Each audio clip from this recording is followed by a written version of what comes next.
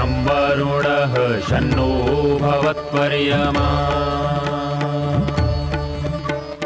शन्न इन्द्रो बृहस्पतिः शन्नो विष्णुरुक्रमः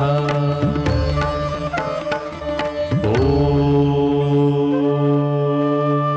शान्ति शान्ति शान्तिः।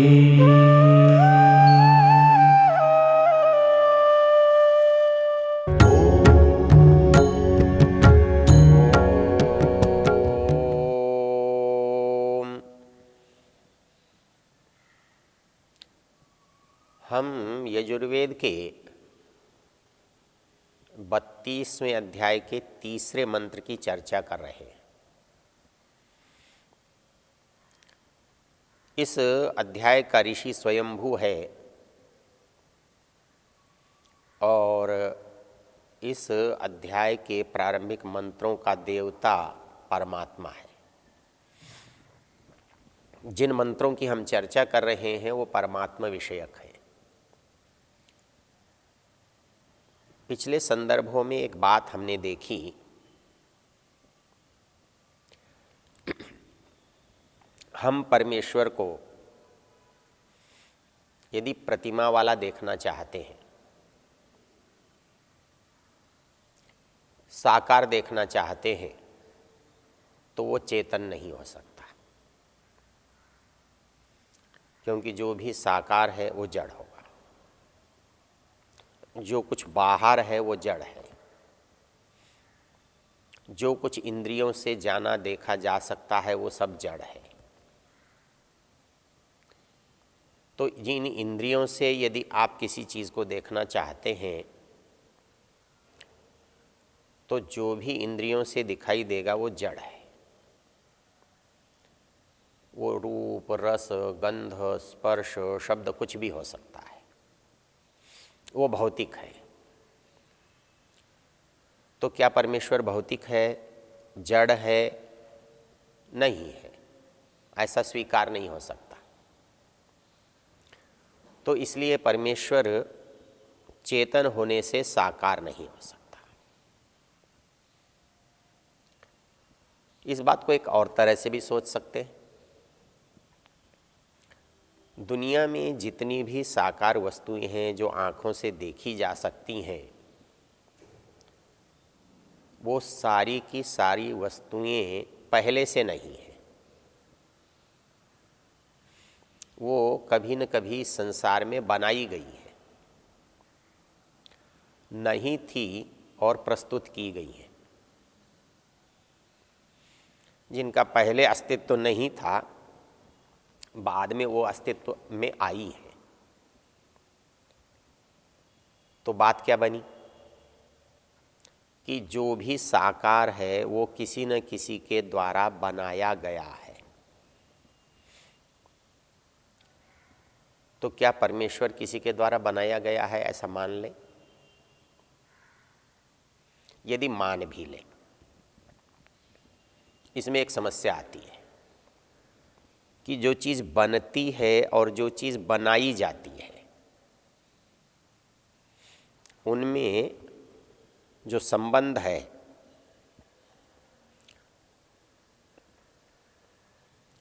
वो है उत्पन्न होने का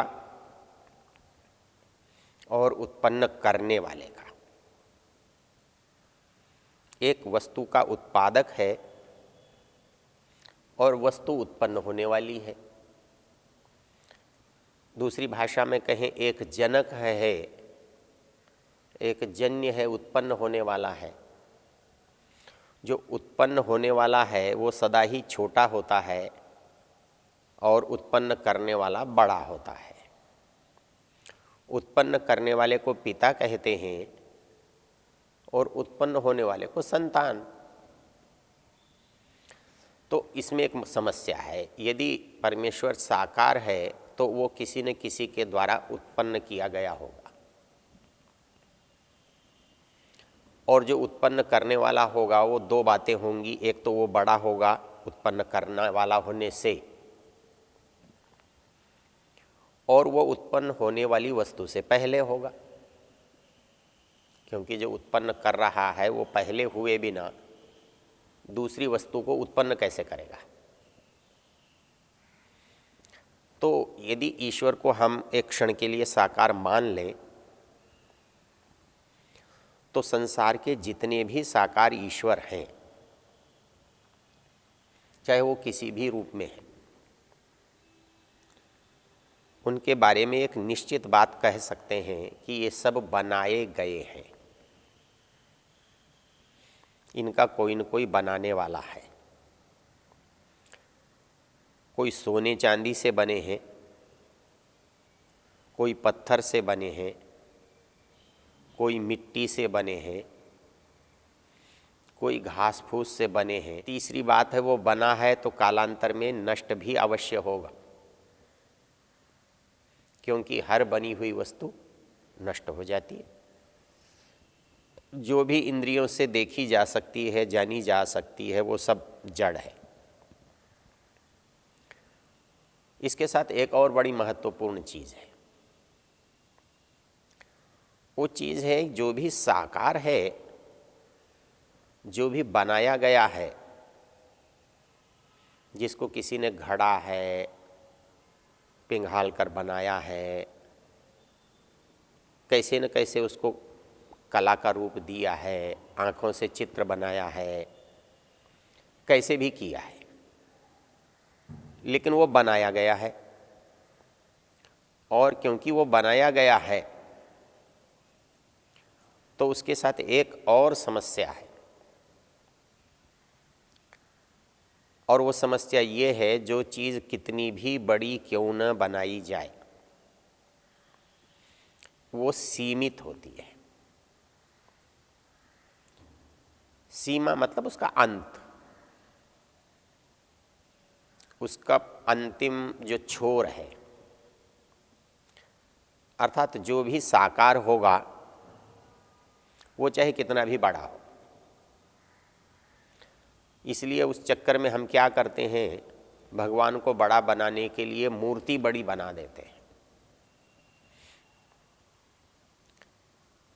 जैसे इस शरीर से हम किसी को छोटा और बड़ा देखते हैं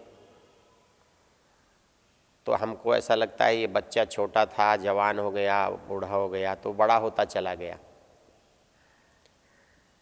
तो वैसे ही परमेश्वर को बड़ा करने के लिए इसके बड़े शरीर की हम कल्पना करते हैं, बड़े लंबे चौड़े हाथ पैर की कल्पना करते हैं। इसलिए कहीं हम हनुमान जी की मूर्ति बनाते हैं तो बड़ी बनाते हैं, कहीं शिव जी की बनाते हैं तो बड़ी बनाते हैं, कहीं गणेश जी की बनाते हैं तो बड़ी बनाते हैं। लेकिन एक समस्या क्या है कि कितनी भी बड़ी बनाएं वो एक सीमा तक ही बड़ी हो सकती है। वो बनाने वाले की सीमा से छोटी ही होगी। बनाने वाले की जितनी जानकारी है, उसके पास जितनी सामग्री है, उसके पास जितनी बुद्धि है, वो सारी लगाने के बाद वो उससे बड़ा नहीं बना सकता जो वो जानता है। इसलिए जो भी जड़ वस्तु साकार रूप में बनेगी, आप उसे कितना भी बड़ा बना लें। आप यदि बनाए रूप में देखना चाहते हैं तो मनुष्य की बनाई देख सकते हैं। प्रकृति की बनी वस्तुओं में जड़ वस्तुओं को, पहाड़ को, समुद्र को देख सकते हैं। समुद्र बहुत बड़े हैं, बहुत बड़े हैं, लेकिन उनकी भी सीमा है, उनका भी किनारा है, उनकी भी संख्या है। वैसे ही पहाड़ बहुत बड़े हैं, हिमालय बहुत बड़ा है, लेकिन उसकी भी सीमा है, उसकी भी लंबाई चौड़ाई पता है। तो आप यदि परमेश्वर को साकार मानना देखना चाहें तो आपका मन उसे बड़ा करने के लिए जब कहता है, आपकी इच्छा उसे बड़े रूप में देखने की होती है, तो आप उसकी बड़ी मूर्ति बनाते हैं। और उस बड़ी मूर्ति के रूप में जब उसे देखते हैं तो कितनी भी बड़ी आप बना लें, होगी तो सीमित। तो ऐसी स्थिति में आप यदि ईश्वर कितना भी बड़ा बना लें, होगा तो सीमित। तो जो यदि हम उसकी प्रतिमा मानते हैं, उसकी साकारता मानते हैं, उसकी व्यक्तता मानते हैं, तो वो व्यक्तता हमारी इंद्रियों से जानने न जानने पर निर्भर करती है। और इसलिए जो जो हम इंद्रियों से जानते हैं या जिन इंद्रियों से जाना जा सकता है, वो सब का सब जड़ है। तो ईश्वर का जो प्रमुख गुण है चैतन्य, ज्ञानवान होना, वही उसमें नहीं आएगा। अर्थात ईश्वर को यदि आप साकार मानेंगे तो क्या होगा? कुछ विशेष नहीं होगा। साकार होगा तो जड़ होगा, साकार होगा तो बनाया गया होगा, साकार होगा तो नष्ट हो जाएगा, साकार होगा तो सीमित होगा।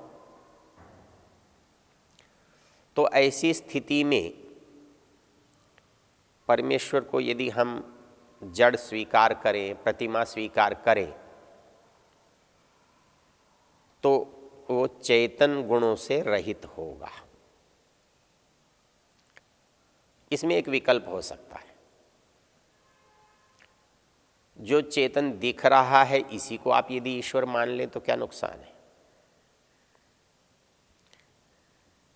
भले ही उसका शरीर, उसका आवरण जड़ है, लेकिन इस जड़ के माध्यम से उस चेतन को हम जानते, पकड़ते, बोलते, कहते, सुनते, समझते हैं।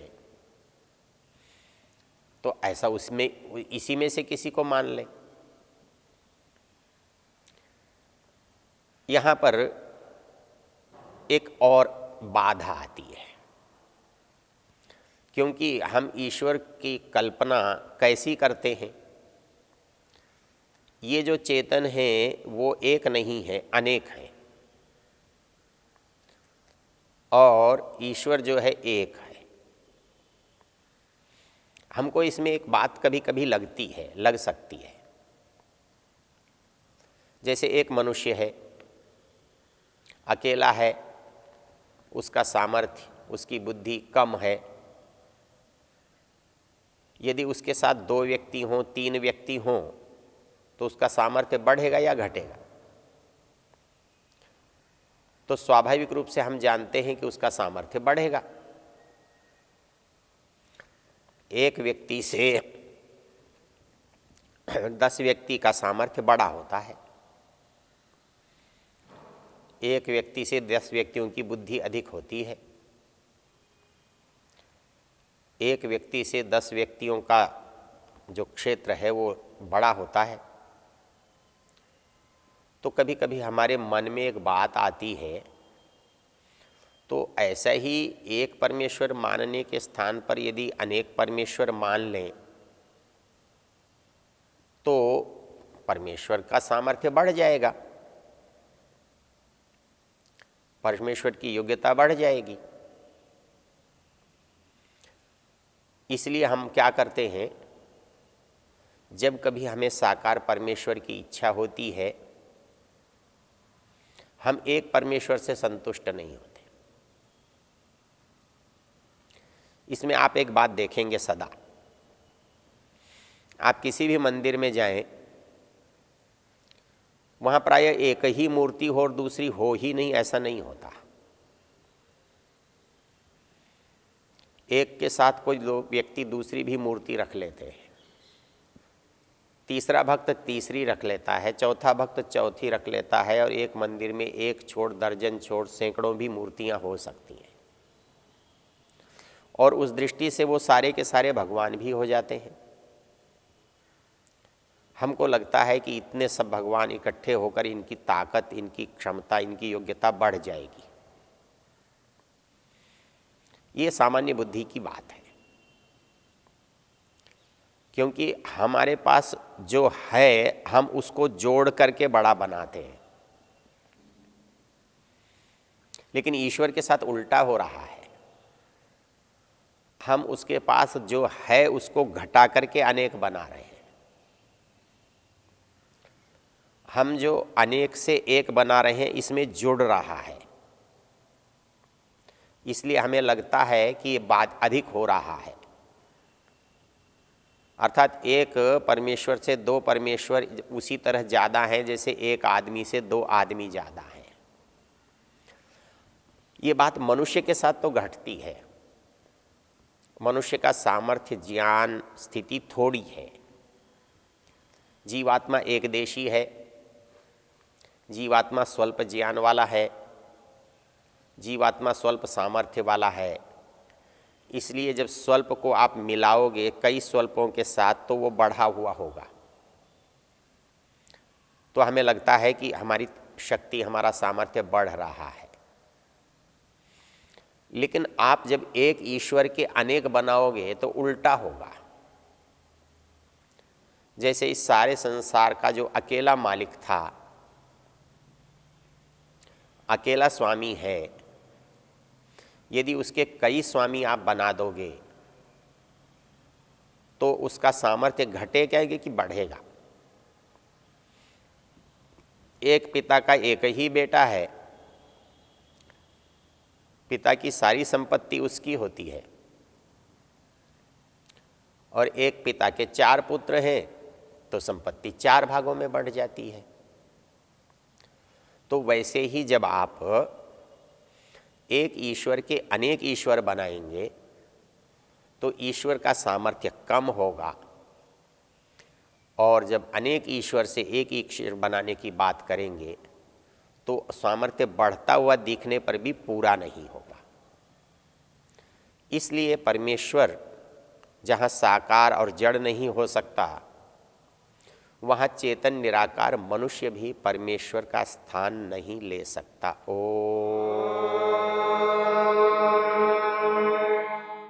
द्यौः शान्तिरन्तरिक्षं शान्तिः पृथिवी शान्तिरापः शान्तिरोषधयः शान्तिः वनस्पतयः शान्तिर्विश्वे देवाः शान्तिर्ब्रह्म शान्तिः सर्वं शान्ति शान्तिरेव शान्ति क्षमा शान्तिरेधि।